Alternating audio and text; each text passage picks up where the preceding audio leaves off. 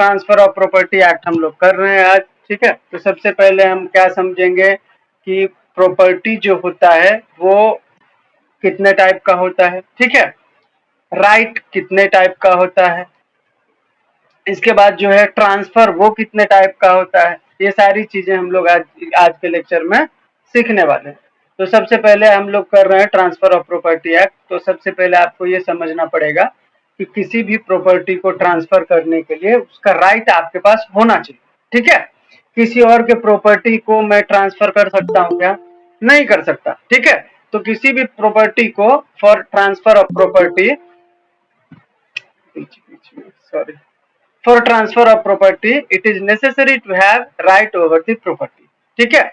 जब हम transfer of property की बात करें तो प्रॉपर्टी जो ट्रांसफर होगा उस पे आपका राइट होना चाहिए, ठीक है। I repeat, for transfer of property it is necessary to have right over the property, ठीक है। तो अब ये जो राइट है वो कैसे पता चलेगा कि किस प्रॉपर्टी पे कितना किसका राइट होता है? तो जब हम ओनर बात करेंगे, ठीक है, ओनरशिप। ओनरशिप का मतलब क्या होता है? वो बंदा जिसका किसी प्रॉपर्टी के ऊपर अधिकार है, वो उस प्रॉपर्टी का टाइटल होल्ड करके रखा है, ठीक है। तो जिस भी प्रॉपर्टी का टाइटल जिस व्यक्ति के पास होगा, ये माना जाएगा कि उसका जो है ओनरशिप उस बंदे के पास है, ठीक है। लीगल लैंग्वेज में जिसके पास टाइटल है उसके पास ओनरशिप है, ठीक है। ये लीगल लैंग्वेज है। तो हम वैसे नॉर्मली कैसे समझेंगे कि भाई किसी का ओनरशिप है तो वो प्रॉपर्टी के साथ क्या क्या कर सकता है, ठीक है। तो for ownership of property consist of a bundle of 4 rights, ठीक है। 4 राइट अगर आपके पास है किसी प्रॉपर्टी के ऊपर तो ये माना जाएगा कि ओनरशिप आपके पास है, ठीक है। वो कौन कौन से राइट हैं? तो सबसे पहला राइट है राइट टू पजेस, ठीक है। Right to possess, right to possess का मतलब क्या है? पजेशन में आप हो, ठीक है। राइट है आपका उस पजेशन के ऊपर, तो सबसे पहला है राइट टू पजेस। दूसरा है right to use and enjoyment, ठीक है। Right to use and enjoyment, अगर कोई प्रॉपर्टी है जिसका यूज आप कर रहे हो, जिसका एंजॉयमेंट आप कर रहे हो, तो ये माना जाएगा कि प्रॉपर्टी आपके पास है। तीसरा है राइट टू ट्रांसफर, अगर किसी प्रॉपर्टी का आपको ट्रांसफर करने का अधिकार है, ठीक है। क्या क्या है साथ में? पहले है कि आपने उस प्रॉपर्टी को पजेस करके रखा है। दूसरा, आप उसको यूज कर रहे हो, एंजॉय कर रहे हो, ठीक है। तीसरा, साथ ही में आपको ट्रांसफर करने का भी अधिकार है, ठीक है। और उस प्रॉपर्टी को आप चाहो तो उसको डिस्ट्रॉय भी कर सकते हो, ठीक है। मुझे नहीं पसंद, मैं घर तोड़ के दूसरा बनाना चाहता हूँ, मैं घर को तोड़ सकता हूँ, डिस्ट्रॉय कर सकता हूँ, ठीक है। तो ये 4 चीज अगर आपके पास है किसी भी घर के ऊपर, तो ये माना जाता है नॉर्मली कि ओनरशिप आपके पास है, ठीक है। ओनरशिप और राइट टू प्रॉपर्टी दोनों अलग चीजें हैं, ठीक है, ये हमेशा याद रखना। अब राइट टू प्रॉपर्टी और ओनरशिप में डिफरेंस क्या है, तो मैंने नीचे एक्सप्लेन किया है। If you are a tenant, ठीक है, you have first right and second right, but not third and fourth. अगर आप टेनेंट हो, ठीक है, तो आपके पास राइट टू प्रॉपर्टी होता है लेकिन ओनरशिप नहीं होता। राइट टू प्रॉपर्टी क्यों होता है? क्योंकि आप प्रॉपर्टी के पोजीशन में हो, सबसे पहला राइट आपको मिला। दूसरा, आप उस प्रॉपर्टी का यूज कर रहे हो और एंजॉय कर रहे हो। तीसरा और चौथा राइट आपके पास नहीं है क्योंकि आपके पास ओनरशिप नहीं है, ठीक है। तीसरा राइट क्या है? राइट टू ट्रांसफर, और चौथा राइट टू डिस्ट्रॉय। कोई टेनेंट अपने भाड़े के रूम को ट्रांसफर कर सकता है किसी और को? नहीं कर सकता। अपने भाड़े के रूम को वो जला सकता है, डिस्ट्रॉय कर सकता है? नहीं कर सकता। तो इसका मतलब क्या है कि उसके पास ओनरशिप नहीं है, उसके पास सिर्फ राइट टू प्रॉपर्टी है, ठीक है। तो ये फर्क है। इसके बाद if you are a tenant, you have first right and second right, but not third and fourth. Third and fourth right, in this case you have right to property, ठीक है, but you don't have ownership, ठीक है। you cannot transfer and destroy those property. If you have ownership, then you have all 4 rights which is mentioned above, ठीक है। You can possess, you can enjoy, you can transfer, you can destroy your property, no one can stop you. ठीक है, कोई भी आपको destroy करने से आपके प्रॉपर्टी को रोक नहीं सकता। तो ये हो गई राइट्स और ओनरशिप के बारे में। अब प्रॉपर्टी के बारे में समझते हैं। प्रॉपर्टी जो होता है दो टाइप का होता है। ठीक है, पहला प्रॉपर्टी होता है टेंजिबल, ठीक है, दूसरा होता है इंटेंजिबल। ठीक है, टेंजिबल का मतलब होता है जो आप देख सकते हो, जिसको आप छू सकते हो, जिसको आप फील कर सकते हो। ठीक है, वो होता है टेंजिबल। जैसे बाइक हो गया, कार हो गया, बिल्डिंग हो गया, ट्री हो गया, क्रॉप्स हो गए, ये सब क्या है, ये सब आप देख सकते हो, तो इसको बोलते हैं टेंजिबल। ठीक है, दूसरा होता है इंटेंजिबल प्रॉपर्टी। इंटेंजिबल प्रॉपर्टी का मतलब होता है जो आपके दिमाग से बनता है। ठीक है, वो आप देख नहीं सकते। जैसे मेरे मन में कोई स्टोरी था, ठीक है, तो मेरे मन का जो स्टोरी है वो भी मेरा प्रॉपर्टी है। मैं चाहूं तो उसका पेटेंट ले लूं। ठीक है, मेरे मन में कोई केमिकल मैंने बनाया, कोई दवा बनाया जिसका मुझे पूरा प्रोसेस पता है, मेरे मन में है, मैं चाहूं तो उसका पेटेंट ले लूं। ठीक है, मैंने कोई स्क्रिप्ट लिखा, मेरे दिमाग से लिखा, मैं चाहूं तो उसका कॉपीराइट ले लूं। ठीक है, क्योंकि वो भी प्रॉपर्टी है। तो ऐसा कोई प्रॉपर्टी जो दिखता नहीं है, जिसको हम छू नहीं सकते, जिसको हम फील नहीं कर सकते, ऐसे प्रॉपर्टी इंटेंजिबल प्रॉपर्टी कहलाता है। ठीक है, तो इंटेंजिबल प्रॉपर्टी में कॉपीराइट, ट्रेडमार्क, पेटेंट, ये सब जो है कवर होता है। ठीक है, और ये सब जो कवर होता है तो उसके लिए स्पेसिफिक एक्ट भी है। जैसे अगर कॉपीराइट है तो कॉपीराइट एक्ट है, ट्रेडमार्क है तो ट्रेडमार्क एक्ट है, आपका पेटेंट है तो पेटेंट एक्ट है। ठीक है, लेकिन इस सब को डील करने के लिए, इंटेंजिबल प्रॉपर्टी को डील करने के लिए जो एक्ट है हमारे देश में, वह है इंटेंजिबल प्रॉपर्टी राइट के नाम से। ठीक है, अभी हमारा पहला कौन सा था, टेंजिबल प्रॉपर्टी। तो टेंजिबल प्रॉपर्टी के अंदर दो टाइप के प्रॉपर्टी होते हैं। ठीक है, एक होता है मूवेबल। मूवेबल का मतलब क्या होता है, जिसको हम मूव कर सकते हैं। ठीक है, जिसको हम इधर से उधर कर सकते हैं, उसको बोला जाता है मूवेबल। दूसरा होता है इमूवेबल। इमूवेबल का मतलब है जिसको आप मूव नहीं कर सकते। ठीक है, और मूव अगर करते हैं तो आप उसको डैमेज तब मूव होगा। जैसे मान के चलिए कोई पेड़ है, तो पेड़ जब तक जमीन से जुड़ा हुआ है वो इमूवेबल है। अब अगर उसको काट के अलग कर देंगे तो क्या हो जाएगा, मूवेबल हो जाएगा। तो हमने क्या किया, उस पेड़ को डैमेज किया। तो अगर किसी भी प्रॉपर्टी को जो अटैच्ड टू अर्थ है, ठीक है, उसको इमूवेबल तब तक कहा जाएगा जब तक उसको हम वहां से अलग नहीं कर दें। ठीक है, तो मूवेबल का मतलब जिसको हम फ्रीली मूव कर सकते हैं, जैसे बाइक हो गया, कार हो गया, ज्वेलरी हो गया, मोबाइल फोन हो गया, इसको हम इजीली इधर से उधर ट्रांसफर कर सकते हैं। लेकिन इमूवेबल प्रॉपर्टी को हम इजीली कहीं से कहीं नहीं ले जा सकते, क्योंकि वो अर्थ से अटैच होता है। जैसे कोई बिल्डिंग हो गया, हमारा लैंड हो गया, पेड़ हो गए, ये सारी चीजें क्या है, ये सारी चीजें जमीन से जुड़ी हुई हैं। ठीक है, तो इसका मैंने पूरा डिटेल में लिखा हुआ है। देखिए, जैसे मैंने अभी बताया आपको कि टेंजिबल प्रॉपर्टी क्या होता है, तो जिसका फिजिकल एक्सिस्टेंस होता है, जिसको हम देख सकते हैं, फील कर सकते हैं, टेंजिबल। एग्जाम्पल फॉर मैंने बताया अभी, लैंड, बिल्डिंग, गाड़ी, फर्नीचर वगैरह वगैरह।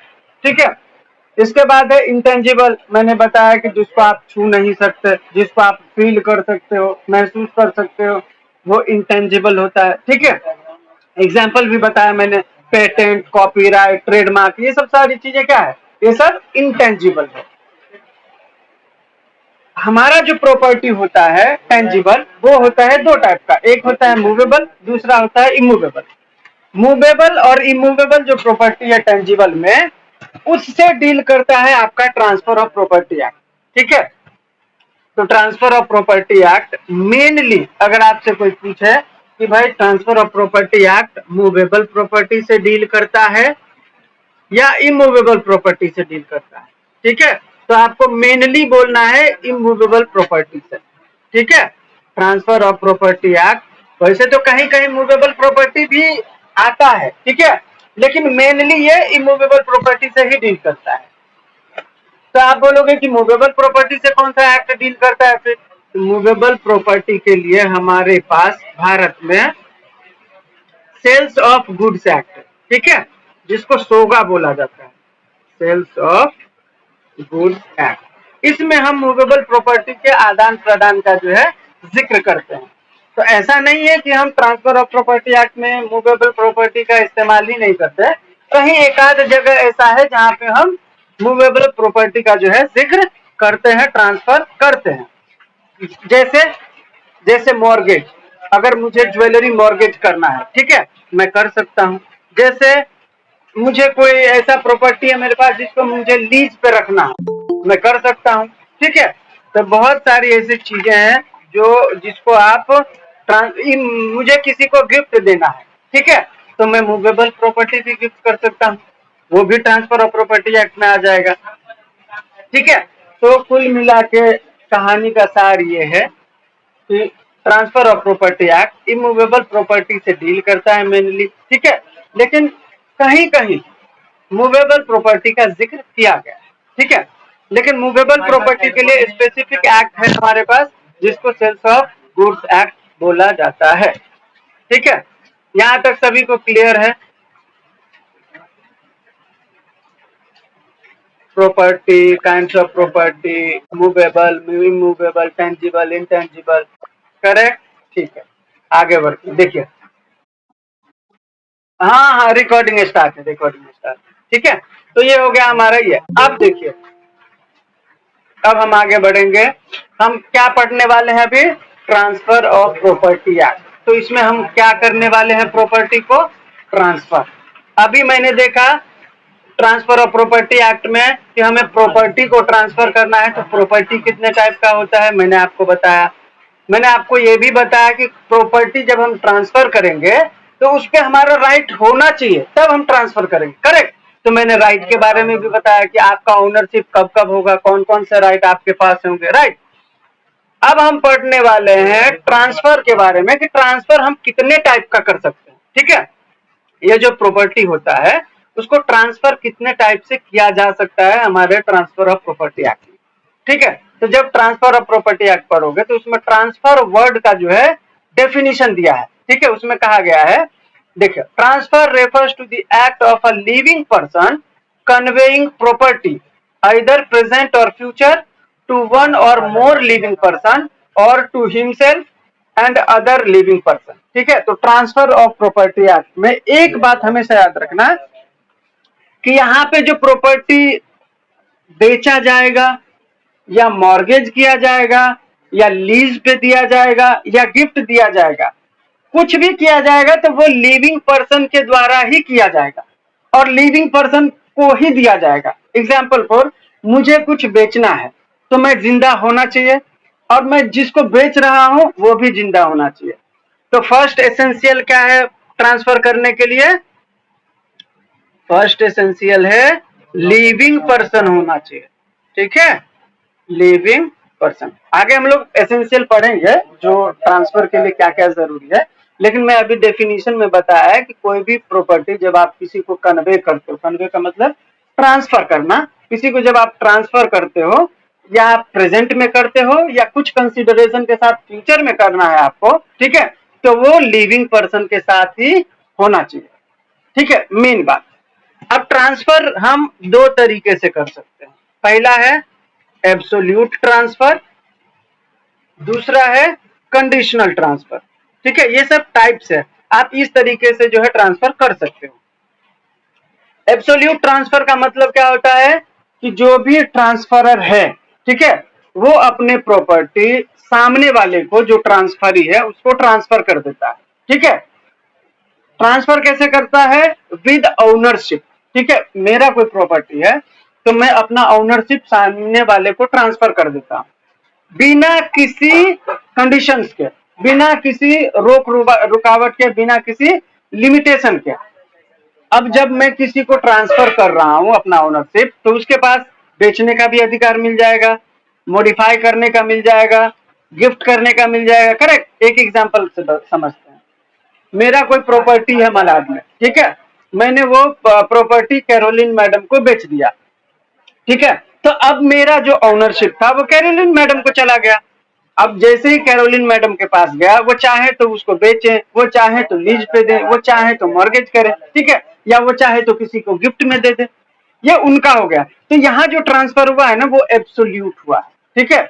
उन्होंने पैसा दिया, मैंने उनको प्रॉपर्टी ट्रांसफर किया, वो अपने घर, मैं अपने घर, अब उनको जो प्रॉपर्टी के साथ करना है वो करे, तो ये है एब्सोल्यूट ट्रांसफर। दूसरा है कंडीशनल ट्रांसफर।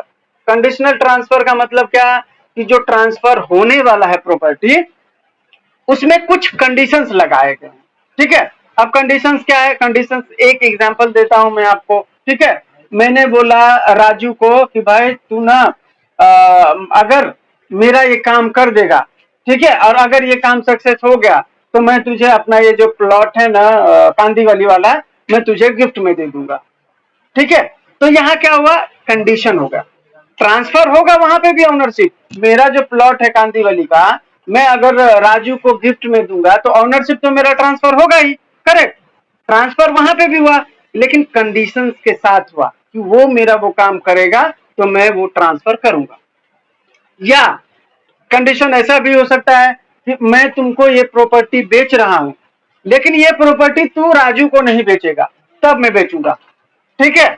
तो ऐसा कोई भी कंडीशन ट्रांसफर करने के दरमियान लगाया जाता है तो वो कंडीशनल ट्रांसफर कहलाता है। ट्रांसफर में समझ में आया सभी को, एब्सोल्यूट ट्रांसफर, कंडीशनल ट्रांसफर।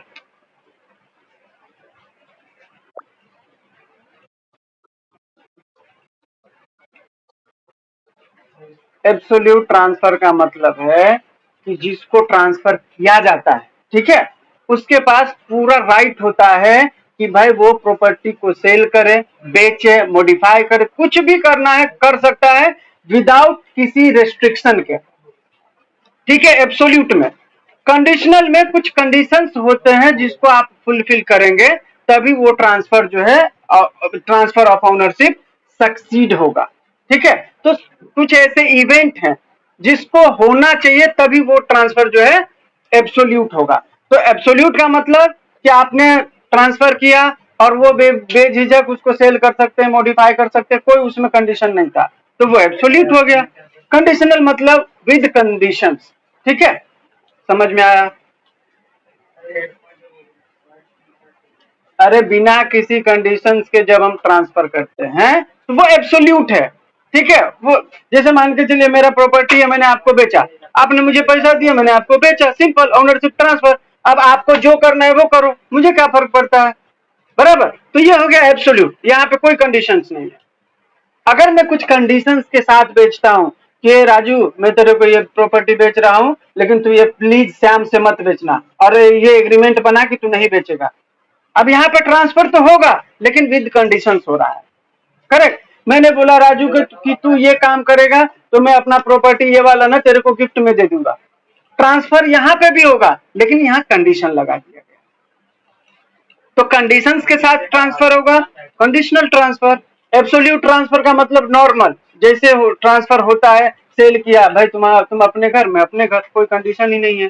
तो बिना कंडीशन के जो होगा वो एब्सोल्यूट होगा, और कंडीशन के साथ होगा तो कंडीशनल ये हो गया ट्रांसफर। समझ में आया अभी, ठीक है। आगे बढ़ते हैं हम लोग। अब देखिए, अब मेन, अभी हम लोगों ने ट्रेलर देखा, पिक्चर अब यहाँ से शुरू हो रहा है, ठीक है। देखिए हम लोग पढ़ रहे हैं ट्रांसफर ऑफ प्रॉपर्टी एक्ट 1882, ठीक है। ये कमेंस हुआ था 17 फरवरी 1882 को, 17 मीन 17 फेब 1882। इसको इन्फोर्स में लाया गया था 1 जुलाई 1882 को, ठीक है। इसके अंदर 8 पार्ट है, ठीक है, और सेक्शन 137 है। समझ में आया। अभी देखिए मैंने पार्ट ये जो है आपका पूरा बेयर एक्ट, उसका मैंने चार्ट बनाया। देखिए पार्ट 1 में सेक्शन 1 से 4 तक का जिक्र है, ठीक है। उसमें प्रिलिमिनरी के बारे में बताया है। प्रिलिमिनरी क्या होगा मैं आगे बताने वाला। पार्ट 2 में सेक्शन 5 से 53A तक का जिक्र है। इसमें बताया गया है कि आप जो ट्रांसफर करने वाले हैं उसमें क्या रूल होगा, कैसे आप कर सकते हैं, ठीक है। मतलब रूल और रेगुलेशन के बारे में बताया है पार्ट 2 में। पार्ट 3 से शुरू हो जाता है कि भाई आप कितने मोड में ट्रांसफर कर सकते हो, मोड्स ऑफ ट्रांसफर के बारे में। तो आप कितने तरीके से ट्रांसफर कर सकते हो, तो ट्रांसफर आप सेल के जरिए कर सकते हो इस एक्ट में, मॉर्गेज के जरिए कर सकते हो इस एक्ट में, लीज के जरिए कर सकते हो इस एक्ट में, एक्सचेंज के जरिए कर सकते हो इस एक्ट में, गिफ्ट के जरिए कर सकते हो इस एक्ट में, और एक्शनेबल क्लेम के जरिए कर सकते हो इस एक्ट में ट्रांसफर। ठीक है, तो अभी हमने क्या देखा, पार्ट 1 में प्रिलिमिनरी है, मतलब कब आया था, कैसे आया था, डेफिनेशन क्लॉज वगैरह आपको पता होगा अगर प्रीवियस कोई भी एक्ट पढ़े होंगे तो।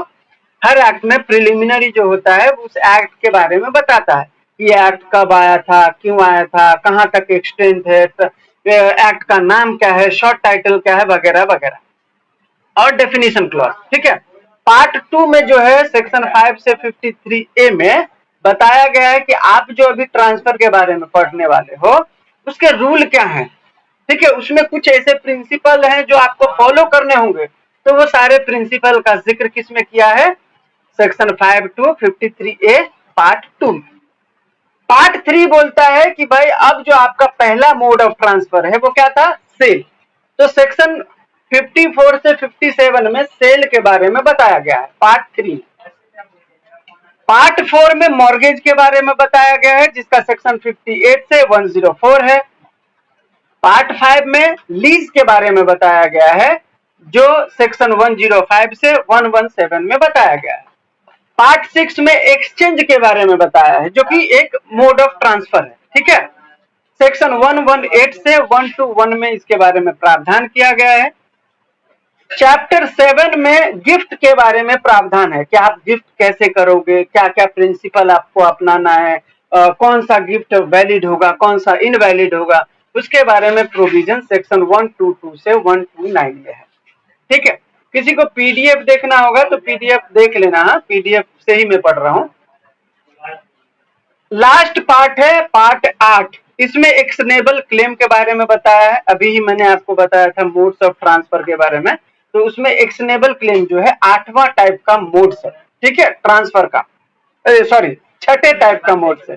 ठीक है, इसका सेक्शन 130 से 137 के अंदर प्रावधान किया गया है।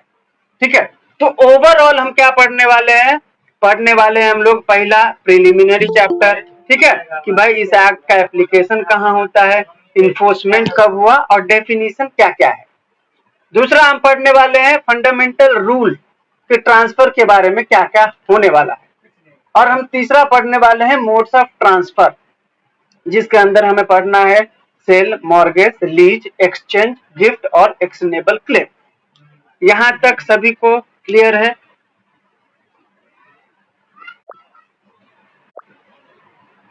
ओके, आगे बढ़ते हैं, अब हमारा शुरू करते हैं। देखिए, तो सबसे पहले कभी कभी पूछा जाता है कि ये जो ट्रांसफर ऑफ प्रॉपर्टी एक्ट है उसका स्कोप क्या है। ठीक है, स्कोप का मतलब कि उसके बारे में बताइए, उसका नेचर बताइए क्या है। ठीक है, तो ये जो ट्रांसफर ऑफ प्रॉपर्टी एक्ट है वो एग्जॉस्टिव लॉ नहीं है। ठीक है, एग्जॉस्टिव लॉ का मतलब क्या होता है कि जैसे मान के चलिए आपने देखा होगा ये क्या बोलते हैं एविडेंस एक्ट। तो एविडेंस एक्ट में आपको पता होगा कि एविडेंस एक्ट में एविडेंस के बारे में सारा प्रावधान है, चाहे आप वो सिविल मामला ले लो, चाहे वो आप क्रिमिनल मामला ले लो, लेकिन एविडेंस के बारे में उसमें पूरा का पूरा प्रोविजन है। ये जो ट्रांसफर ऑफ प्रॉपर्टी एक्ट है वो एग्जॉस्टिव लॉ नहीं है। क्यों? क्योंकि बहुत सारे ऐसे प्रॉपर्टी है जिसका ट्रांसफर आप इस एक्ट में कर ही नहीं सकते। एग्जाम्पल फॉर मैंने अभी बताया था कि मूवेबल प्रॉपर्टी कुछ ऐसे पार्ट हैं जिसका इसमें जिक्र है, बाकी के जो मूवेबल प्रॉपर्टी का पार्ट है वो इस लॉ में है ही नहीं। बराबर, तो इस लॉ में नहीं है तो इसका मतलब क्या है कि ये लॉ जो है सारे प्रॉपर्टी से डील नहीं करता। अभी मैंने बताया था कि प्रॉपर्टी इंटेंजिबल भी होता है, इंटेंजिबल प्रॉपर्टी का इसमें हम जिक्र करते हैं क्या? नहीं करते हैं। तो नहीं करते हैं तो इसका मतलब क्या है कि ये लॉ जो है ट्रांसफर ऑफ प्रॉपर्टी एक्ट ये हर तरीके के प्रॉपर्टी का ट्रांसफर नहीं करता है। ठीक है, ये पर्टिकुलर ग्रुप ऑफ प्रॉपर्टी को जो है ट्रांसफर करने के बारे में बताता है, तो इसीलिए ये एग्जॉस्टिव लॉ नहीं है। दूसरा क्या है, transfer between living person only. ये एक्ट सीधा सीधा बोलता है कि आप किसी मरे व्यक्ति को ट्रांसफर नहीं कर सकते, या मरा व्यक्ति किसी जिंदा आदमी को ट्रांसफर नहीं कर सकता। जिसको ट्रांसफर करना है वो भी जिंदा होना चाहिए, और जिसको ट्रांसफर किया जाएगा वो भी जिंदा होना चाहिए, लिविंग होना चाहिए। तो इस एक्ट का दूसरा जो नियम है वो ये है कि transfer between living person only. ठीक है। तीसरा है सर्टेन ट्रांसफर आर एक्सक्लूडेड। ठीक है, इसमें ऐसे कुछ ट्रांसफर हैं जिसको एक्सक्लूड कर दिया गया है। ठीक है, जिसको इसमें नहीं लिया गया है। जैसे अगर कोई अदर प्रोविजन है, ठीक है, जैसे मैं एक एग्जांपल मैं बताऊं आपको, सरफेसी एक्ट है। आपको पता होगा सरफेसी एक्ट का जो आया था, क्यों? कि जैसे मान के चलिए बैंक का कोई ऋण है, लोन है, या कोई प्रॉपर्टी है जो बैंक के ट्रांजेक्शन में दिखाया गया है, तो अगर उस प्रॉपर्टी से डील करना है तो फिर वो सरफेसी एक्ट डील करेगा। ठीक है, उस प्रॉपर्टी का ट्रांसफर के बारे में जो भी प्रोविजन होगा इस एक्ट में नहीं आएगा। ठीक है, तो इसीलिए ये जो एक्ट है वो सर्टेन प्रोविजन को, जो प्रॉपर्टी का ट्रांसफर के बारे में बताता है, उसको हटा के चलता है। Example for operation of law, मतलब लॉ के अंदर कोई ऐसा प्रोविजन है जो दूसरे एक्ट में है और उसमें प्रॉपर्टी के ट्रांसफर के बारे में बताता है, तो वो ट्रांसफर इसमें आएगा नहीं। दूसरा, अगर किसी कोर्ट ने किसी पर्टिकुलर प्रॉपर्टी के ट्रांसफर के बारे में बताया है, ठीक है, वो भी इस एक्ट में नहीं आएगा। तीसरा, ट्रांसफर अंडर मुस्लिम लॉ, अगर मुस्लिम लॉ के अंदर कोई प्रॉपर्टी ट्रांसफर किया जाता है तो वो भी ट्रांसफर ऑफ प्रॉपर्टी के एक्ट के अंदर डील नहीं किया जाएगा। लास्ट स्कोप है इस एक्ट का, special law will prevail over transfer of property act. कोई ऐसा एक्ट है जो स्पेशल बनाया गया है किसी पर्टिकुलर प्रॉपर्टी के ट्रांसफर के लिए, ठीक है, तो उस एक्ट का जो असर होगा वो ट्रांसफर ऑफ प्रॉपर्टी एक्ट से ऊपर होगा। ठीक है, example for transfer of property act में कोई प्रॉपर्टी है जो डील किया गया, ठीक है, और वही प्रॉपर्टी पता चला कि बैंक वाले के अंदर जो है डील हो रहा है, ठीक है, और बैंक वाले के लिए उस प्रॉपर्टी के लिए कौन सा एक्ट है? सरफेसी एक्ट है। तो वहां पर जो रूल लागू होगा वो ट्रांसफर ऑफ प्रॉपर्टी एक्ट का लागू नहीं होगा, वहां पे लागू होगा सरफेसी एक्ट का, क्योंकि सरफेसी एक्ट स्पेशल लॉ है और स्पेशल लॉ हमेशा ट्रांसफर ऑफ प्रॉपर्टी एक्ट को कर्टेल करके ऊपर से आ जाएगा। ठीक है, उसको साइड करके सरफेसी एक्ट लाइमलाइट में आएगा। तो चौथा स्कोप इसका, special law will prevail over the transfer of property act. अगर कोई स्पेशल लॉ है जिसमें प्रोविजन है ट्रांसफर का और वही ट्रांसफर ऑफ प्रॉपर्टी एक्ट के अंदर भी डील किया गया है, तो वहां पे वो स्पेशल लॉ लागू होगा, ट्रांसफर ऑफ प्रॉपर्टी एक्ट का लॉ लागू नहीं होगा। स्कोप सभी को समझ में आया?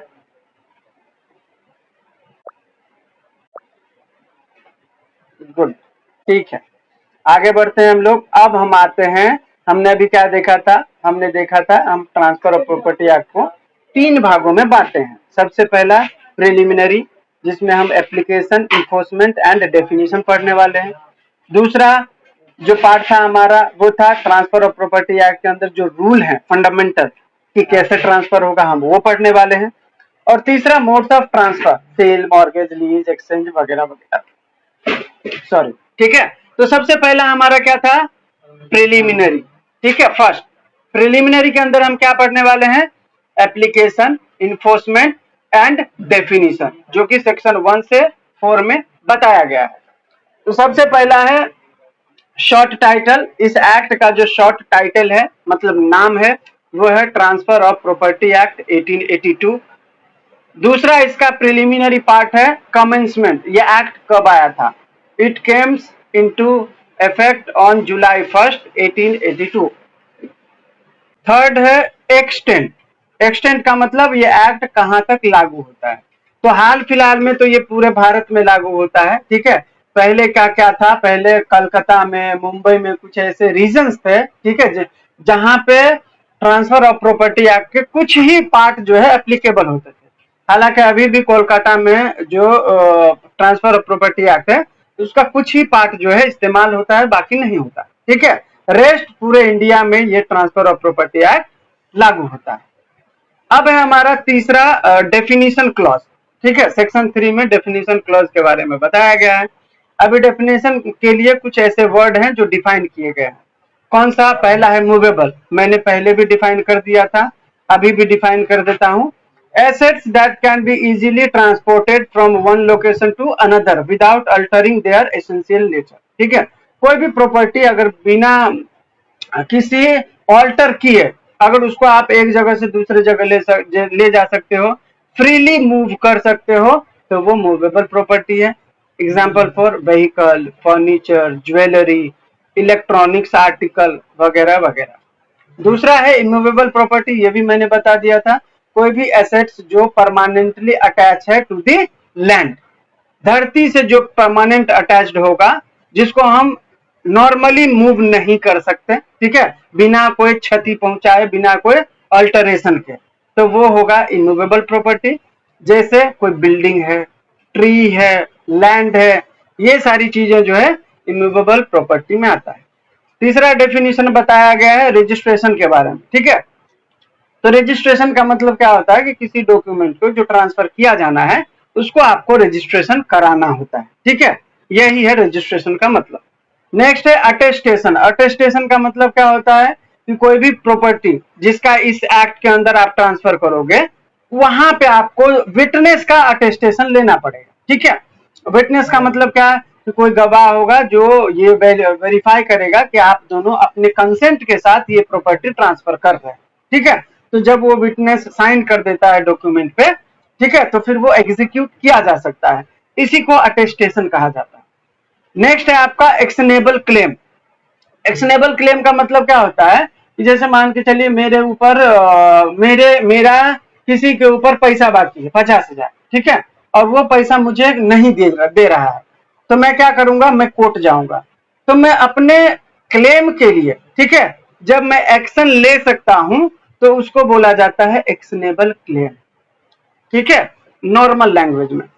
नेक्स्ट है आपका नोटिस। नोटिस का मतलब क्या है कि जैसे मान के चलिए मैं कोई प्रॉपर्टी बेच रहा हूं, ठीक है, तो नोटिस का मतलब ये होता है कि जब आप मेरे से प्रॉपर्टी खरीद रहे हो तो ये आपको पता होना चाहिए कि ये प्रॉपर्टी मेरा है, इसका लीगल पोजीशन मेरा है, इसका सारा डॉक्यूमेंट मेरा है। ठीक है, मैं किसी भी तरीके से आपको चीट नहीं कर रहा हूं, ठीक है, या मैं किसी भी तरीके से इस प्रॉपर्टी का मिस रिप्रेजेंटेशन नहीं कर रहा हूं, तो इस बात का संज्ञान आपके पास होना चाहिए, इसको नोटिस बोला जाता है। ठीक है, नोटिस का मतलब डायरेक्ट नॉलेज कि ये प्रॉपर्टी मेरा है या नहीं, ये आपको पता होना चाहिए, इस प्रॉपर्टी का ओनरशिप मेरे पास है या नहीं, ये आपको पता होना चाहिए। क्यों पता होना चाहिए? क्योंकि ये प्रॉपर्टी आप मेरे से खरीदने वाले हो। ठीक है, इस एक्ट में नोटिस का मतलब ये नहीं कि मैंने किसी को नोटिस भेजा, वो नोटिस नहीं। इस एक्ट में नोटिस का मतलब है आपके पास नॉलेज होना चाहिए जिस प्रॉपर्टी का आप लेन देन कर रहे हो। ठीक है, बाद में आप ये नहीं बोल सकते कि यार मुझे तो नहीं पता था कि इसका ये जो प्रॉपर्टी है ये सुजीत का था ही नहीं, मुझे तो ये पता ही नहीं था कि इसका ओनरशिप सुजीत के पास नहीं है। नहीं, कोई भी प्रॉपर्टी जब आप किसी से ले रहे हो तो आपको अवेयर होना चाहिए उस फैक्ट से जो उस प्रॉपर्टी से रिलेटेड है। ठीक है, कि ये प्रॉपर्टी जो पोजीशन में है सुजीत के, उसका रियल ओनर वो है या नहीं है। ठीक है, अगर रियल ओनर नहीं है तो उसके पास डॉक्यूमेंट आया कहां से, वो किस अधिकार से बेच रहा है, तो ये सारी चीजें आपको नोटिस में लेना है, संज्ञान में लेना है, इसका नॉलेज आपको होना चाहिए। ये था हमारा डेफिनेशन क्लॉज जो इस एक्ट में है। सबको समझ में आया?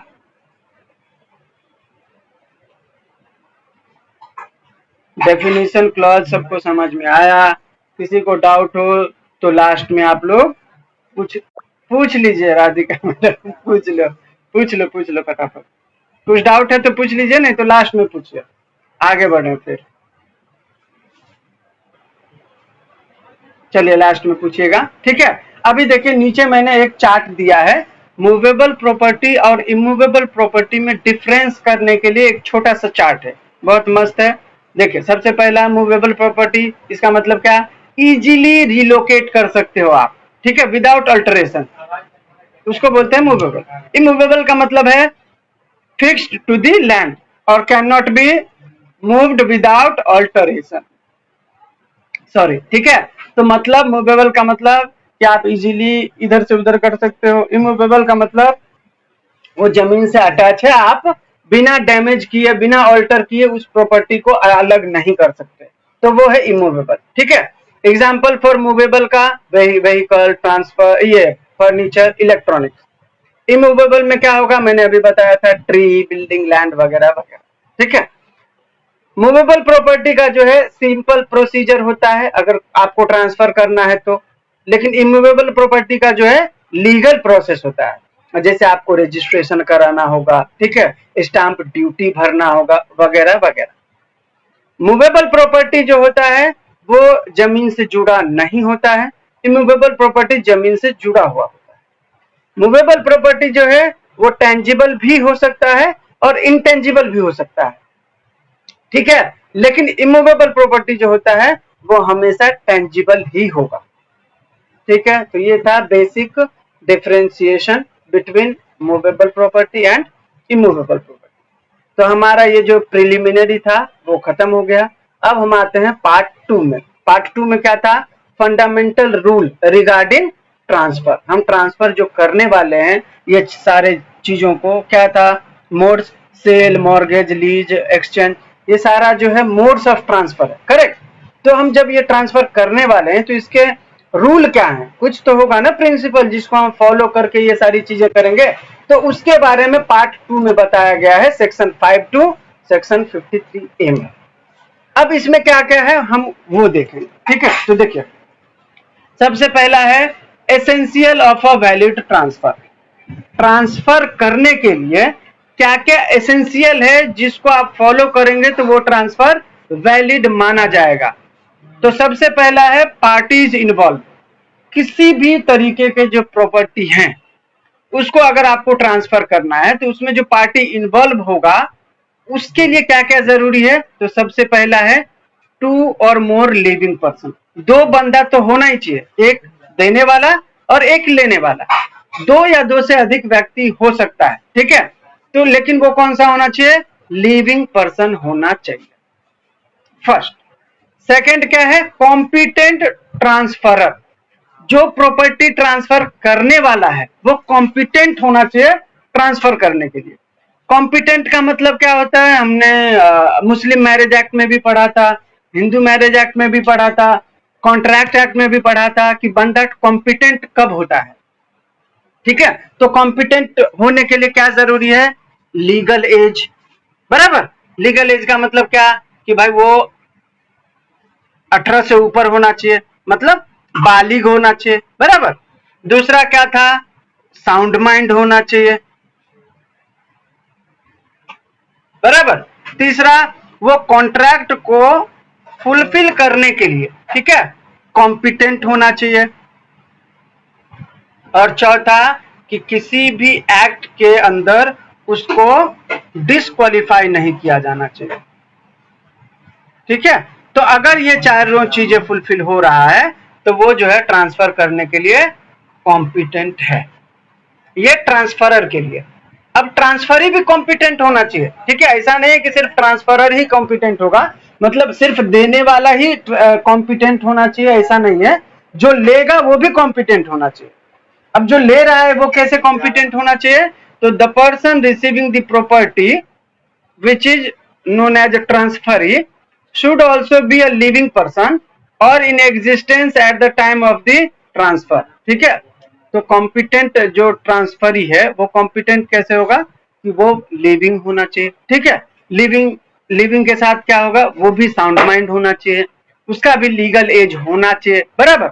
वो भी जो है कॉन्ट्रैक्ट करने के लिए कॉम्पिटेंट होना चाहिए। ये सारा रूल तो दोनों के लिए अप्लाई होगा ना, ठीक है। तो ये हो गया आपका पार्टी के संदर्भ में। दूसरा है प्रॉपर्टी के संदर्भ में क्या जरूरी है। तो सबसे पहला है कि प्रॉपर्टी ट्रांसफरेबल होना चाहिए, ठीक है। The property being transferred must be capable of being transferred as certain properties are restricted from transfer.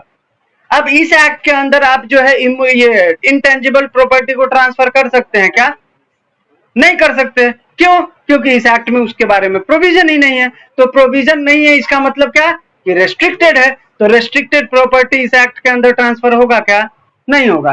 तो पहली बात प्रॉपर्टी के संदर्भ में यह है कि वो ट्रांसफरेबल होना चाहिए, ठीक है। दूसरा, वो प्रॉपर्टी एग्जिस्ट करना चाहिए, ठीक है। ऐसा नहीं है कि कोई प्रॉपर्टी है ही नहीं और ट्रांसफर करने की बात चल रही है, नहीं। वो जो प्रॉपर्टी है जब वो ट्रांसफर होने वाला है तो उसका एग्जिस्टेंस होना चाहिए at the time of transfer. ठीक है, नेक्स्ट है आपका ट्रांसफर के रिलेटेड आपका जो है एसेंशियल। अभी हमने पढ़ा पार्टी के संदर्भ में, फिर हमने पढ़ा प्रॉपर्टी के संदर्भ में। ठीक है, अब हम पढ़ रहे हैं ट्रांसफर के संदर्भ में। ट्रांसफर कैसे होगा तो वो वैलिड होगा। तो सबसे पहला है वैलिड कंसिडरेशन और ऑब्जेक्ट। कोई भी ट्रांसफर अगर वो वैलिड कंसिडरेशन के साथ, ठीक है, और गुड ऑब्जेक्ट के साथ ट्रांसफर हो रहा है तभी वो ट्रांसफर वैलिड होगा। ठीक है, अब वैलिड कंसिडरेशन का मतलब क्या होता है कि मैंने कोई प्रॉपर्टी बेचा, उस प्रॉपर्टी का कीमत 1 करोड़ है। ठीक है, वो बंदा मुझे 1 लाख में प्रॉपर्टी दे रहा है, तो कहीं ना कहीं ये कंसिडरेशन क्या है, गलत है। कोई भी बंदा 1 करोड़ का प्रॉपर्टी आपको 1 लाख में क्यों देगा? या तो आपने इंड्यूस किया होगा या तो आपने उसको थ्रेट किया होगा। ठीक है, तो जो भी प्रॉपर्टी आप ले रहे हो या दे रहे हो उसका कंसिडरेशन उचित होना चाहिए, पहली बात। दूसरा, आप जो कोई प्रॉपर्टी ले रहे हो या दे रहे हो उसका ऑब्जेक्ट जो है वो वैलिड होना चाहिए, लीगल होना चाहिए। ठीक है, आप गलत ऑब्जेक्ट के साथ कोई प्रॉपर्टी ले या दे नहीं सकते। मुझे कोई प्रॉपर्टी लेना है, मैं सोच रहा हूं कि चीट करके वो प्रॉपर्टी ट्रांसफर करा लूं, तो ये हमारा ऑब्जेक्ट क्या हो गया, चीट करने का। तो ये ट्रांसफर वैलिड होगा क्या? नहीं होगा, क्योंकि मेरा ऑब्जेक्ट ही गलत है। बराबर, तो कंसिडरेशन वैलिड होना चाहिए और ऑब्जेक्ट जो है लीगल होना चाहिए, लॉफुल होना चाहिए, तभी वो ट्रांसफर वैलिड होगा। दूसरा है ट्रांसफर के संदर्भ में कंप्लायंस। ठीक है, जो भी ट्रांसफर होगा, ठीक है, उसके लिए जो भी लॉ में प्रोविजन होगा आपको वो सारी प्रोविजन को फुलफिल करना होगा, कंप्लायंस करना होगा। जैसे मुझे कोई सेल करना है तो सेल करने के लिए हम क्या करते हैं, सेल एग्रीमेंट बनाते हैं, नो ऑब्जेक्शन बनाते हैं। ठीक है, इसके बाद जो है हम लोग पावर ऑफ अटर्नी उसमें बनाते हैं। ठीक है, इसके बाद मतलब सेल जब हम कोई प्रॉपर्टी करते हैं तो उसमें 3-4 डॉक्यूमेंट बनता है। ठीक है, उसका स्टाम्प ड्यूटी भरा जाता है, डॉक्यूमेंटेशन होता है प्रॉपर, डीड बनता है, रजिस्ट्रेशन होता है, करेक्ट, नोटरी होता है। तो ये सारा कंप्लायंस अगर आप ट्रांसफर के दरमियान उस डॉक्यूमेंट का करते हैं तभी वो ट्रांसफर वैलिड होगा। ठीक है, तीसरा है नो इलीगल कंडीशन। जब आप कोई ट्रांसफर करते हो तो उसमें कंडीशन, मैंने अभी शुरू में क्या बताया था कि ट्रांसफर 2 टाइप का होता है, एक होता है एब्सोल्यूट, दूसरा होता है कंडीशनल। तो कंडीशनल कंडीशन जो होगा वो वैलिड होना चाहिए। अब इनवैलिड कंडीशन के साथ आप कोई भी ट्रांसफर नहीं कर सकते। इनवैलिड कंडीशन का मतलब क्या है कि भाई सुजीत, तू एग्जाम दे रहा है ना, तू अगर एग्जाम में 1000 में 1000 ले आया ना मार्क्स, तो मैं तेरे को ये प्रॉपर्टी ट्रांसफर कर दूंगा। बराबर, 1000 में 1000 कोई ला सकता है क्या? कभी कभी ला सकता है, लाते भी है, सॉरी ये एग्जाम्पल गलत हो गया। कोई ऐसा एग्जाम्पल, मतलब कहने का मतलब यह है कि कोई ऐसा कंडीशन जो इम्पॉसिबल है फुलफिल होने में, ठीक है, या जो इलीगल है या इमोरल है, ठीक है, या पब्लिक पॉलिसी के खिलाफ है। एग्जाम्पल फॉर, मैंने बोला कि भाई तू उसका मर्डर कर देगा तो मैं ये प्रॉपर्टी तेरे नाम कर दूंगा, बराबर, और वो मर्डर कर देता है और मैं उसको ट्रांसफर कर रहा हूं, तो क्या ये ट्रांसफर जो है वो जो मैंने कंडीशन रखा था उसका मर्डर करने के बाद मैं ट्रांसफर करूंगा, तो वो कंडीशंस जो है वो लीगल है या इलीगल है? इलीगल है, क्योंकि उसने कंडीशन जो रखा था वो पब्लिक पॉलिसी के खिलाफ था, हमारे इंडियन लॉ के खिलाफ था, इमोरल था। बराबर, तो इसीलिए अगर कंडीशंस जो है ट्रांसफर करने के लिए वो इलीगल है तो वो ट्रांसफर नहीं होगा। ठीक है, तो इलीगल ट्रांसफर नहीं होना चाहिए, कंडीशंस जो होना चाहिए वो एकदम लीगल होना चाहिए, तो वो ट्रांसफर वैलिड होगा। ठीक है, फोर्थ है ट्रांसफर के लिए रूल अगेंस्ट परपेचुइटी नहीं होना चाहिए। मतलब मैंने आपको बताया था रूल अगेंस्ट परपेचुइटी का मतलब क्या होता है। रूल अगेंस्ट परपेचुइटी का मतलब होता है कि कोई भी प्रॉपर्टी है ना तो आप अनिश्चित काल तक होल्ड नहीं कर सकते। जैसे कोई मेरा प्रॉपर्टी है तो मैं ये नहीं बोल सकता अपने बेटे को ट्रांसफर करते समय कि ये प्रॉपर्टी तू अपने 7 पुश्त तक नहीं बेच सकता, हम ऐसा नहीं कर सकते। मैं उसको ये अधिकार दे सकता हूं कि तुम इस जीवन में नहीं बेच सकते, ऐसा भी अलाउ नहीं है हमारे भारत में। ठीक है, आपको प्रॉपर्टी दिया जाता है तो आपको कुछ भी करने का अधिकार मिल जाता है, बराबर। उसको आपको 7 साल तक हो 7 क्या बोलते हैं जनरेशन तक होल्ड करने का अधिकार आपको नहीं मिलता, बराबर। तो कोई भी प्रॉपर्टी जो ट्रांसफर होता है वो रूल अगेंस्ट परपेचुइटी को वायलेट नहीं करना चाहिए, तो वो ट्रांसफर माना जाए। ठीक है, अगर आपने ट्रांसफर किया और आपने बोल दिया कि मेरा बेटा को मैं ट्रांसफर कर रहा हूं और ये 2 पीढ़ी तक नहीं बेच पाएगा, ऐसा मैं इसमें वो कंडीशन लगा रहा हूं, तो ये क्या हो जाएगा, ये रूल अगेंस्ट परपेचुइटी का वायलेशन हो जाएगा। ठीक है, क्योंकि रूल अगेंस्ट परपेचुइटी क्या बोलता है कि कोई भी प्रॉपर्टी को जो है आप अनिश्चित काल तक होल्ड नहीं कर सकते। वो प्रॉपर्टी आप दे दो उसको, उसको जितने साल में बेचना होगा वो बेचेगा, वो किसी और को बेचेगा, वो किसी और को बेचेगा। इस तरीके से सरकार को क्या है, रेवेन्यू भी जनरेट होगा, जिसको जरूरत है उसको वो प्रॉपर्टी चला भी जाएगा। ऐसे में तो हर आदमी अपने पास प्रॉपर्टी रख के और जमा करके रखते जाए और बेचे ही नहीं, तो फिर लोगों को प्रॉपर्टी मिलेगा कैसे, फिर सरकार जो है टैक्स वसूलेगा कैसे, रेवेन्यू जनरेट कैसे होगा, करेक्ट। तो जो ट्रांसफर होगा, कहने का मतलब ये है कि वो रूल अगेंस्ट परपेचुइटी के वायलेशन में ना हो, तो वो ट्रांसफर वैलिड होगा। ठीक है, तो ये था हमारा essential of valid transfer, party के कॉन्टेक्स्ट में, प्रॉपर्टी के कॉन्टेक्स्ट में और ट्रांसफर के कॉन्टेक्स्ट में। यहां तक सभी को क्लियर है?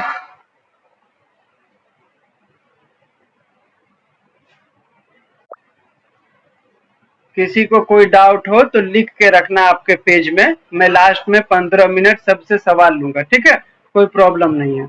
अभी रिकॉर्ड हो रहा है ना, तो आप पूछेंगे ना तो बीच में वो समय गैप हो जाता है। ठीक है, इसीलिए अब हम आते हैं, ये हो गया हमारा एसेंशियल ऑफ वैलिड ट्रांसफर। ठीक है, इसके बाद है हमारा ट्रांसफर ऑफ प्रॉपर्टी के बारे में प्रोविजन, कि कौन जो है ट्रांसफर कर सकता है, ठीक है, और कौन सा प्रॉपर्टी ट्रांसफर किया जा सकता है। इसके बारे में प्रावधान किया गया है सेक्शन 5 में, 6 में और 7 में। ठीक है, 5 बोलता है कि कौन कौन से ट्रांसफर ऑफ प्रॉपर्टी जो है लिविंग पर्सन के बीच में होना चाहिए, ये मैंने पहले बता दिया था। What property can be transferable, तो जो प्रॉपर्टी ये क्या बोलते हैं इस एक्ट के अंदर, जैसे मान के चलिए लैंड है, बिल्डिंग है, कोई अदर इमूवेबल प्रॉपर्टी है, ठीक है, उसको हम लिविंग पर्सन में ट्रांसफर कर सकते हैं। ठीक है, कौन ट्रांसफर कर सकता है, सेक्शन 7 बोलता है कि वो हर बंदा ट्रांसफर कर सकता है जो कॉन्ट्रैक्ट करने के लिए कॉम्पिटेंट है। ठीक है, और जिसका ओनरशिप उस प्रॉपर्टी पर है। ठीक है, तो सबसे पहली बात, कॉन्ट्रैक्ट करने के लिए कौन कौन कॉम्पिटेंट है, मैंने अभी बताया था आपको कि भाई लीगल एज होना चाहिए, बराबर, साउंड माइंड होना चाहिए, कॉन्ट्रैक्ट करने के लिए कॉम्पिटेंट होना चाहिए, और किसी एक्ट में डिस्क्वालीफाई नहीं किया गया होगा उसको, तो वो जो है ट्रांसफर कर सकता है। ठीक है, सेक्शन 6 में बताया गया है कि कुछ ऐसे प्रॉपर्टी हैं जो आप इस एक्ट में ट्रांसफर नहीं कर सकते। ठीक है, कौन कौन से प्रॉपर्टी हैं ऐसे, तो सबसे पहला है मेयर पॉसिबिलिटी। ठीक है, एग्जाम्पल यहाँ पे बताया है, this includes the chance of an legal heir apparent inheriting an EE estate or a relative receiving a legacy or any other similar uncertain future event। ठीक है, कोई ऐसा प्रॉपर्टी है जिसपे बाद में उसको अधिकार मिलने वाला है, ठीक है, या मैं लीगल ईयर हूं तो मेरे पापा मरेंगे या दादा मरेंगे तो वो प्रॉपर्टी मेरे पास आएगा। ठीक है, या ऐसा कोई भी अनसर्टेन फ्यूचर इवेंट, ठीक है, अगर उसको ट्रांसफर करना है तो इस एक्ट में वो ट्रांसफर नहीं किया जा सकता। ठीक है, दूसरा है right of re entry, a right to repurchase property for breach of a condition subsequent can not be transfer except to the current owner of the property. ठीक है, मैंने कोई प्रॉपर्टी भाड़े पे दी, ठीक है, मान के चलिए लीज पे दिया, और हम दोनों में कुछ ऐसे कंडीशंस थे जिसके कारण जो कंडीशन फुलफिल नहीं हुआ। ठीक है, तो वो जो ओनर है वो चाहता है कि उस प्रॉपर्टी को ट्रांसफर कर दूं, मतलब किसी और को बेच दूं, ठीक है। तो जब तक मैं लीसी हूं और मेरा एग्रीमेंट है, मेरे से बिना परमिशन के वो बेच नहीं सकता, ठीक है। तो ये अगर वैसा प्रॉपर्टी है कोई और जहां पे उसको बिना ऑनर के पूछ के बेचना है, तो इस एक्ट में उस प्रॉपर्टी को नहीं बेचा जा सकता, ठीक है। इस एक्ट में आपको ऑनर जो भी लीसी था उससे आपको परमिशन लेके ही बेचना होगा। अगर आपको परमिशन नहीं लेना है तो आप इस एक्ट में वो ट्रांसफर नहीं कर सकते। तीसरा है इजमेंट्री राइट, ठीक है। अगर कोई इजमेंट्री राइट आपको मिला है, इजमेंट्री राइट का मतलब होता है, जैसे मान के चलिए कोई आपका घर है, ठीक है, और आपको पता होगा कि घर से बाहर निकलने के लिए एक रास्ता होता है, ठीक है, जो कि रास्ता आपका नहीं है, ठीक है। चार घर वाले मतलब एक सोसाइटी का वो रास्ता होता है जिसपे आप चल रहे होते हो, ठीक है। तो वो जो रास्ता होता है आप उसको भी ट्रांसफर नहीं कर सकते इस एक्ट के अंदर, ठीक है, क्योंकि इजमेंट्री राइट का ट्रांसफर ऑफ प्रॉपर्टी एक्ट में रेस्ट्रिक्टेड किया गया है, ठीक है। नेक्स्ट है interest restricted in enjoyment. If a property's enjoyment is restricted to the owner personally, it cannot be transferred. ठीक है, कोई भी प्रॉपर्टी है जो आपको मिला है, ठीक है, और अगर ओनर ने आपको पर्सनली उसको रेस्ट्रिक्ट किया है एंजॉय करने से, तो वो प्रॉपर्टी जो है ट्रांसफर नहीं किया जा सकता। नेक्स्ट है फ्यूचर मेंटेनेंस। कोई ऐसा कोई प्रॉपर्टी है, ठीक है, जो जिसका क्या है, a right to future maintenance regardless of how it is secured और डिटरमाइंड इज नॉट ट्रांसफरेबल, ठीक है। कोई प्रॉपर्टी है जिसका फ्यूचर मेंटेनेंस के लिए है, ठीक है, आपको राइट्स है कि ये फ्यूचर में आपको मेंटेन करने के लिए मिलने वाला है, ठीक है, तो ऐसे भी प्रॉपर्टी को ट्रांसफर नहीं किया जा सकता इस एक्ट के अंदर। राइट टू स्यू, ठीक है, जैसे मान के चलिए मेरा राइट है कि मैं सुजीत के ऊपर सुजीत ने मुझे पैसा नहीं दिया, ठीक है, और मैं चाहता हूं कि ये मैं सुजीत के ऊपर एक्शन ना लेके कैरोलिन मैडम को दे देता हूं कि आप सुजीत के ऊपर केस कर दो, ठीक है। तो इस एक्ट के अंदर ये राइट जो है ट्रांसफर नहीं किया जा सकता। कौन सा राइट? राइट टू सू करने का, ठीक है। नेक्स्ट है public office and salary. Public office है या सैलरी है, ठीक है, आप वो भी ट्रांसफर किसी और को नहीं कर सकते। स्टाइपेंड और पेंशन अगर किसी का ट्रांसफर करना है तो इस एक्ट के अंदर वो भी ट्रांसफर नहीं हो सकता, ठीक है। तो बेसिकली ये सारी चीजें हैं जो इस एक्ट में रेस्ट्रिक्टेड है कि आप ट्रांसफर नहीं कर सकते, ठीक है। अब यहाँ पे कुछ ऐसे प्रिंसिपल्स हैं जो कि ट्रांसफर के बारे में बात करता है, ठीक है। अब कैसे बात करता है तो देखिए, सबसे पहला है डॉक्ट्रिन ऑफ इलेक्शन, ठीक है, ये सेक्शन 35 में एक्सप्लेन किया गया है, ठीक है। डॉक्ट्रिन ऑफ इलेक्शन का सिंपल सा एक एग्जांपल आपको दूं तो इसका मतलब ये है कि ये देखो यहाँ पे दिया हुआ है इलस्ट्रेशन में, अगर आप लोगों में से कोई पढ़ पाओ तो पढ़ो। देखो क्या है, a declares gift of seize form to be, ठीक है। ए चाहता है, ए जो है वो चाहता है कि सी का जो फार्म है मैं बी को गिफ्ट करूं, ठीक है। इसके लिए सी को 1 करोड़ रुपया भी देना चाहता है, ठीक है। अब यहां पे सी के पास दो ऑप्शन है, ठीक है, या तो वो प्रॉपर्टी बी को दे दे, ठीक है, और 1 करोड़ रुपए ले ले, या तो वो 1 करोड़ रुपए को रिजेक्ट कर दे, ठीक है, और अपना प्रॉपर्टी अपने पास रख ले। तो यहाँ पे इलेक्ट करने का ऑप्शन होता है किसके पास? ओनर के पास, ठीक है। इसके 2-3 एसेंशियल हैं। क्या एसेंशियल है? इसके 2-3 एसेंशियल में पहला ये है कि ये जो ओनर होगा, ये जो प्रॉपर्टी का रियल ओनर होगा उसके पास ऑप्शन होगा एक्सेप्ट करने का या डिनाई करने का, ठीक है। जो ऑफर देने वाला है वो रियल ओनर नहीं होगा उस प्रॉपर्टी का, ठीक है, लेकिन फिर भी वो चाहेगा कि वो किसी और को मैं ट्रांसफर करूं। एग्जाम्पल बहुत सटीक दिया है, ठीक है। ए जो है वो डिक्लेयर करता है गिफ्ट देने का किसको?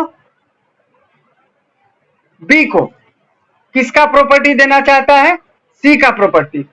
ए के पास उसका ओनरशिप नहीं है, लेकिन फिर भी वो चाहता है कि मैं बी को वो गिफ्ट करूं। ठीक है, अब बी को जो गिफ्ट करेगा तो सी के पास दो ऑप्शन उसने दिया। ठीक है, कि भाई तू 1 करोड़ रुपए ले ले, ठीक है, और ये प्रॉपर्टी बी को दे दे। अब बी जो ऑनर है उसके पास दो ऑप्शन है, या तो वो रिजेक्ट कर दे कि भाई मुझे 1 करोड़ नहीं चाहिए, मुझे मैं अपना फार्म लेके खुश हूं। ठीक है, या वो चाहे तो 1 करोड़ लेके फार्म दे दे। ठीक है, मतलब उनके पास दो ऑप्शन है, या तो 1 करोड़ लो या तो प्रॉपर्टी लो, दोनों में से कोई एक करो। प्रॉपर्टी लेना है तो फिर 1 करोड़ नहीं मिलेगा, 1 करोड़ लेना है तो फिर प्रॉपर्टी छोड़ दो। तो ये है डॉक्ट्रिन ऑफ इलेक्शन। जो रियल ओनर होता है उसके पास दो ऑप्शन होता है, और वो दो ऑप्शन उसको कौन देता है? जो रियल ओनर नहीं है। ठीक है, इसका ये एसेंशियल मेन है कि जो रियल ओनर नहीं होता है ना, वो रियल ओनर को ऑप्शन देता है कि भाई तुमको ऐसा करना है तो ये तो तुम ये करो या तो तुम वो करो। तो डॉक्ट्रिन ऑफ इलेक्शन समझ में आया?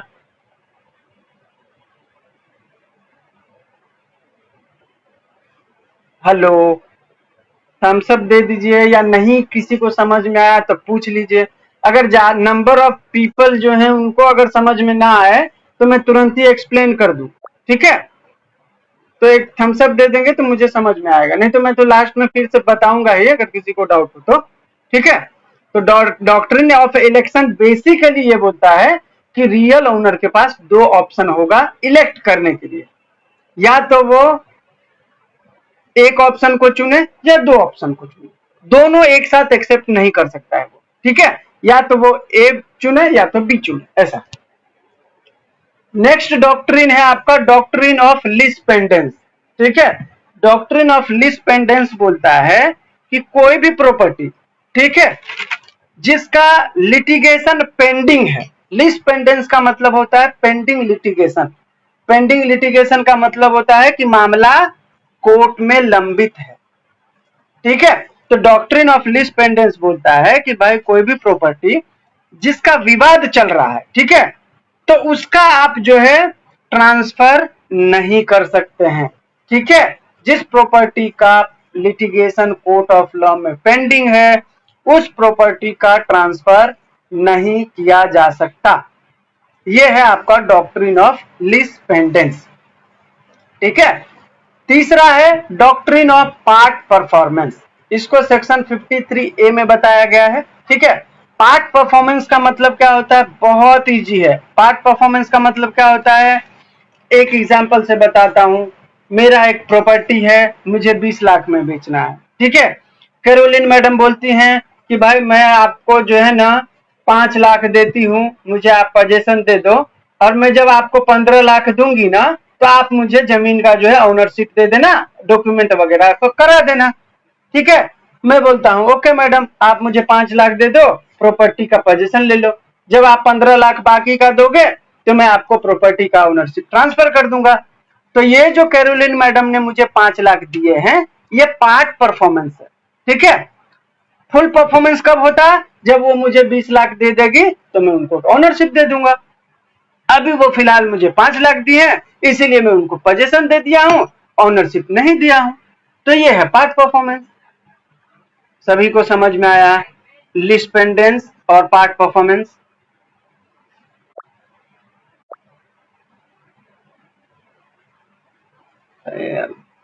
आदमी है 25-26, लाइक आया है 1, लाइक करने में भी इशू है। ठीक है, नेक्स्ट है आपका फ्रॉड्यूलेंट ट्रांसफर। फ्रॉड्यूलेंट ट्रांसफर का मतलब क्या होता है कि आपने ट्रांसफर किया बाय फ्रॉड।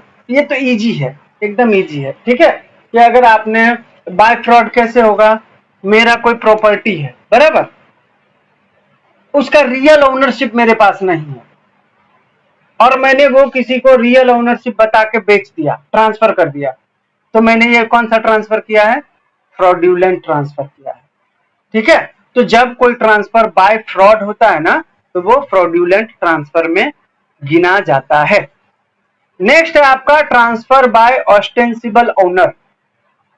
तो ऑस्टेंसिबल ओनर का मतलब क्या होता है? ऑस्टेंसिबल ओनर का मतलब ये होता है कि कोई एक प्रॉपर्टी है, ठीक है, उस पे कोई बंदा जो है सालों से रह रहा है और सभी को ऐसा अब लगने लगा है कि यार ये इस प्रॉपर्टी का देखभाल कर रहा है, रख रखाव कर रहा है, सालों से कर रहा है, इसका मतलब यही प्रॉपर्टी का ओनर है। ठीक है, तो वो लुक लाइक रियल ओनर होता है, लेकिन वो रियल ओनर नहीं होता है। ठीक है, उसका जो वो चाल ढाल होता है, उसका जो इंडिकेशंस होता है, उसका जो क्या बोलते हैं, अपन उसको जो देखते हैं तो ऐसा फील होता है कि यही ओनर है। ठीक है, लेकिन वो वास्तविक ओनर नहीं होता।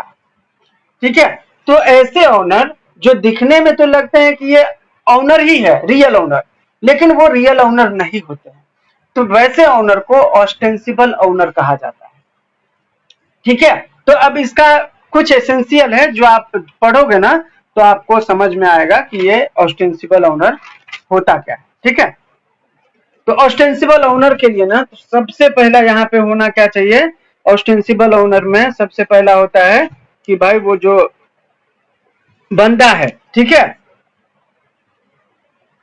वो जो ट्रांसफर करेगा वो उससे पूछ के करेगा जिसका उस प्रॉपर्टी में इंटरेस्ट होगा। ठीक है, क्योंकि ऑस्टेंसिबल ओनर का मतलब क्या था, ऑस्टेंसिबल ओनर का मतलब था कि भाई वो लुक लाइक रियल ओनर है लेकिन वो रियल ओनर नहीं है। तो जब वो प्रॉपर्टी किसी को ट्रांसफर करेगा लुक लाइक रियल ओनर, तो वो पहले जो रियल में ओनर है, जिसका रियल में उस प्रॉपर्टी पे इंटरेस्ट है, वो उससे कंसेंट लेगा। ठीक है, सबसे पहली बात ऑस्टेंसिबल ओनर में। दूसरा ऑस्टेंसिबल ओनर में यह है कि जब वो कोई प्रॉपर्टी किसी को ट्रांसफर करेगा तो वो कंसीडरेशन लेके करेगा। ठीक है, वो किसी को गिफ्ट नहीं कर सकता, फ्री में नहीं दे सकता, क्योंकि वो ऑस्टेंसिबल ओनर है ना। ऑस्टेंसिबल ओनर का मतलब क्या है कि रियल ओनर वो नहीं है, तो रियल ओनर नहीं है तो वो किसी को फ्री में थोड़ी दे सकता है, वो पैसा लेके ही देगा ना, तभी तो वो ट्रांसफर होगा ना। तो जो ऑस्टेंसिबल ओनर है वो सेल कर सकता है, एक्सचेंज कर सकता है, लीज भी कर सकता है, लेकिन गिफ्ट नहीं कर सकता। गिफ्ट का मतलब क्या होता है, गिफ्ट का मतलब होता है विदाउट कंसिडरेशन। ठीक है, और विदाउट कंसिडरेशन ऑस्टेंसिबल ओनर को ट्रांसफर करने का अधिकार इस एक्ट में दिया ही नहीं है, बराबर। और तीसरा मेन एसेंशियल है ऑस्टेंसिबल ओनर के लिए कि जो भी परचेजर होगा, जो खरीदने वाला होगा, ठीक है, वो रीजनेबल केयर के साथ खरीदेगा। ठीक है, रीजनेबल केयर के साथ मतलब नोटिस में लेकर, मतलब उसको उस प्रॉपर्टी का पूरा नॉलेज होना चाहिए कि भाई ये जो प्रॉपर्टी है वो सही में उसका वो ऑस्टेंसिबल ओनर है, सही में उसके पीछे का रियल ओनर है, उसने उससे कंसेंट लिया था, ये गुड फेथ में बेच रहा है, वगैरह वगैरह। ठीक है, तो ऑस्टेंसिबल ओनर के केस में जो परचेजर है उसको सावधान होने की जरूरत रहती है और ये इंश्योर करेगा कि वो जो प्रॉपर्टी बेच रहा है वो गुड फेथ में बेच रहा है और रियल ओनर से कंसेंट लेके बेच रहा है। ठीक है, लास्ट नहीं है, फीडिंग दी ग्रांट बाय स्टोपल, ये भी एक तरीके का डॉक्ट्रिन है, इसको डॉक्ट्रिन ऑफ स्टोपल कहा जाता है। ठीक है, इस एक्ट में इसका पूरा नाम दिया है फीडिंग दी ग्रांट बाय स्टोपल, सेक्शन 43 में बताया गया है। मैंने आप लोगों को कॉन्ट्रैक्ट में भी बताया होगा स्टोपल के बारे में। स्टोपल का मतलब क्या होता है कि जब आपने किसी को लीगली राइट दे दिया तो आप उसको रोक नहीं सकते। ठीक है, एग्जाम्पल फॉर मैं मेरे मामा के घर में रहता हूं। ठीक है, मेरे मामा अमेरिका में रहते हैं, सबको पता है कि ये प्रॉपर्टी जो है सुजीत का है। ठीक है, और ये प्रॉपर्टी में मेरा है ऐसा बोल के मैं किसी को बेच देता हूँ। ठीक है, और उसको जो है पूरा डॉक्यूमेंट वगैरह करके दे देता हूँ और लीगली बेच देता हूँ। ठीक है, जब लीगली मैंने अपना ओनरशिप ट्रांसफर कर दिया और बाद में उसको ऐसा लगता है कि मामा ने उस प्रॉपर्टी को उसी को दे दिया है गिफ्ट में, ठीक है, तो वो ये नहीं बोल सकता कि भाई मैंने जब ये बेचा तब मेरे पास प्रॉपर्टी नहीं था, रियल ओनर में नहीं था। ठीक है, और मैंने ऐसे ही बेच दिया, अभी मेरे पास रियल ओनरशिप आ गया है, अब मुझे नहीं बेचना। No, you can you can not do that, आप ऐसा नहीं कर सकते। ठीक है, जब आपने किसी को ग्रांट कर दिया, किसी को ओनरशिप ट्रांसफर कर दिया लीगली, तो अब आप बाद में उसको रोक नहीं सकते कि आप उस प्रॉपर्टी को यूज ना करो या मुझे वो प्रॉपर्टी नहीं बेचना है। ठीक है, लास्ट जो डॉक्ट्रिन है इस एक्ट के अंदर वो है डॉक्ट्रिन ऑफ नोटिस। ठीक है, ये दो तरीके का होता है। डॉक्ट्रिन ऑफ नोटिस मैंने नोटिस शुरू में ही बताया था आपको। ठीक है, नोटिस का मतलब क्या होता है, प्रॉपर्टी के रिगार्डिंग नॉलेज। जब आप कोई प्रॉपर्टी खरीदते हो तो उस प्रॉपर्टी का नॉलेज आपको होना चाहिए। तो नॉलेज है आपके पास, इसका मतलब है कि आपको नोटिस है उस प्रॉपर्टी के बारे में। तो ये जो नोटिस होता है वो दो तरीके का होता है, एक होता है एक्चुअल नोटिस, दूसरा होता है कंस्ट्रक्टिव नोटिस। ठीक है, actual notice occurs when a party has direct express knowledge of a fact. ठीक है, आइदर थ्रू पर्सनल कम्युनिकेशन और फॉर्मल नोटिफिकेशन। एक्चुअल नोटिस का मतलब है कि कोई भी प्रॉपर्टी है जिसको मुझे बेचना है तो मैंने आपको सारा डिटेल आपको बता दिया। ठीक है, कि भाई ये मेरा प्रॉपर्टी है, इस साल में खरीदा था, इस साल में मुझे बेचना है, इसका इतना साल हो गया है, इसमें इतना इतना मेरा खर्चा हो गया है। तो मैंने आपको एक्सप्रेसली सब कुछ बताया। ठीक है, तो ये है एक्चुअल नोटिस। दूसरा है कंस्ट्रक्टिव नोटिस। कंस्ट्रक्टिव नोटिस का मतलब है कि मैं प्रिज्यूम करता हूं कि मेरे प्रॉपर्टी के बारे में आपको सब कुछ पता होगा। ठीक है, तो उसको बोला जाता है कंस्ट्रक्टिव नोटिस। तो यहां तक डॉक्ट्रिन में सभी को समझ में आया? यहां तक सभी को क्लियर है? चलिए, अभी हमारे पास 15 मिनट है। अगर किसी को कोई डाउट हो कहीं से भी, अभी तक मैंने जो पढ़ाया, आप लोग बेइंतहा बेझिझक पूछिए, मैं उसको बताता हूं।